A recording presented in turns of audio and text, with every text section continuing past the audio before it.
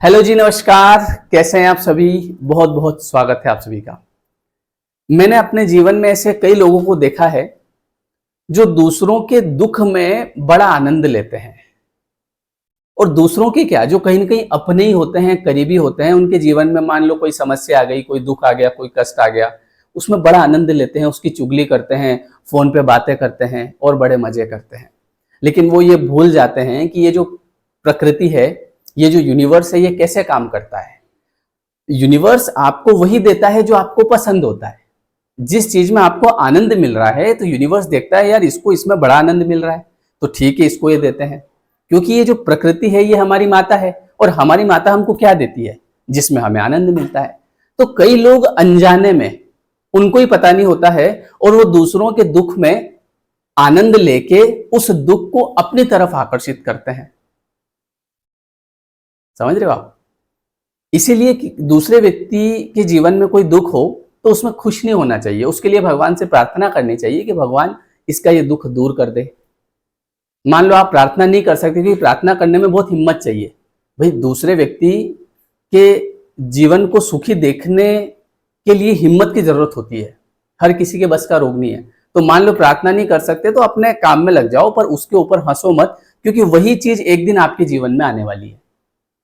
जब आप उस पर अगर खुश होंगे तो आप अट्रैक्ट करेंगे अनजाने में। तो ये आज का वीडियो आपके लिए बहुत जरूरी है, आगे अपने को ध्यान रखना है ना। मैं इन चीजों का बड़ा ध्यान रखता हूं, क्योंकि मैं प्रकृति के नियम जानता हूं, प्रकृति कैसे काम करती है। जैसे मान लो कि किसी परिवार में किसी लड़की की शादी करी। अब मान लो उस लड़की के जीवन में वो जो जहां शादी करी वहां कुछ ना कुछ ठीक नहीं चल रहा है, होगा उसका कुछ छोटा मोटा प्रारब्ध, है ना। तो उस वजह से ठीक नहीं चल रहा है, तो अब उस लड़की के मम्मी पापा भी दुखी हैं। तो अब लोग उनको सांत्वना देने की बजाय या उसके लिए भगवान से प्रार्थना करने की बजाय और मम्मी पापा का जाके मन दुखाएंगे। कैसे?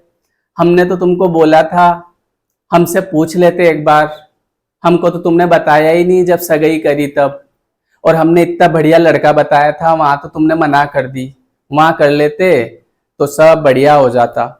उन लोगों को लगता है कि अगर हम जो बताते वो करते ना तो ये दिक्कत नहीं आती। अब उनको ये नहीं पता होता है कि ये उसका प्रारब्ध है।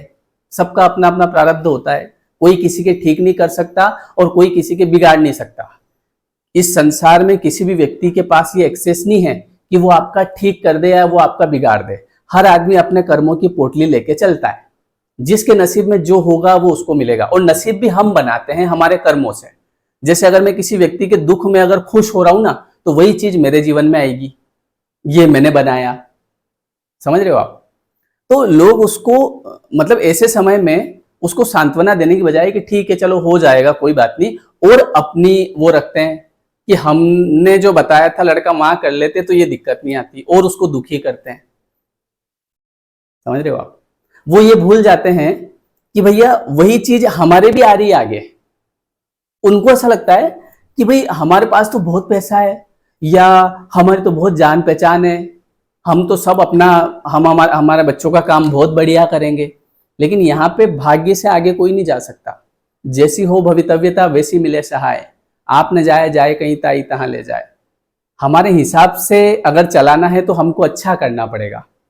हम अगर दूसरों का बुरा चाहें, दूसरों के दुख में हम खुश हो रहे हैं और हम ये चाहें कि हम तो हमारा बढ़िया कर लेंगे, हम नहीं करते हैं, हमारे कर्म करते हैं। कर्म बड़े होते हैं, इंसान बड़ा नहीं होता है।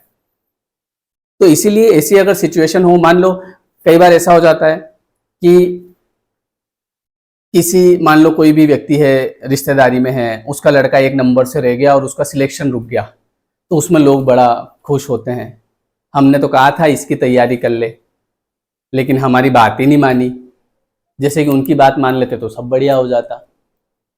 तो इसीलिए कभी भी किसी भी व्यक्ति के जीवन में कष्ट आए या कुछ ऐसा आपको दिखे तो उसमें अपने खुश नहीं होना। वो प्रकृति है हमारी, आ जाता है अंदर से, आनंद आ जाता है, वो आनंद नहीं लेना चाहिए। उसके बारे में ज्यादा बात नहीं करनी चाहिए। लोगों के सामने ये नहीं बोलना चाहिए कि हमसे पूछ लेते तो हम बढ़िया कर देते। क्योंकि यहाँ पे होता क्या है ना, कि जो कुछ हमारे जीवन में हो रहा है ना, वो हम अट्रैक्ट करते हैं, अपनी लाइफ में अट्रैक्ट करते हैं। और ये लोग, ये गलतियां, ये गलती नहीं है, ये जैसे आपने सुना होगा ना, एक तो निंदा रस, जब हम किसी की निंदा करते हैं तो उसमें एक रस प्राप्त होता है, जैसे श्रृंगार रस होता है ना, जैसे महिलाएं श्रृंगार करती है, सजना है मुझे सजना के लिए, नहीं सजना के लिए नहीं, सजना है मुझे दूसरी महिलाओं को जलाने के लिए, है कि नहीं।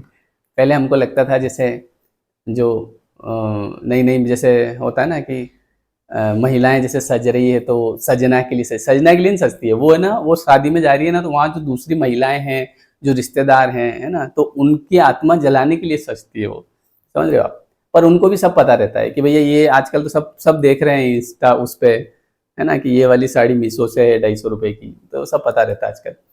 चलो ये तो मजाक की बात हो गई, लेकिन क्या होता है कि रस, इसमें एक रस मिलता है जब किसी के जीवन में किसी का एक नंबर से रुक गया, सिलेक्शन रुक गया, शादी में कोई गड़बड़ हो गई, ऐसा कई बार होता है ना, जैसे किसी की शादी हो रही है और शादी में कोई कलेश हो गया कुछ भी, तो अपन और चलो चलो चलो क्या हो गया, और वहाँ लड़ाई हो गई, तो लड़ाई होगी तो आप बड़े इतने खुश क्यों हो रहे हो, उस लड़ाई को जाके शांत करवाओ।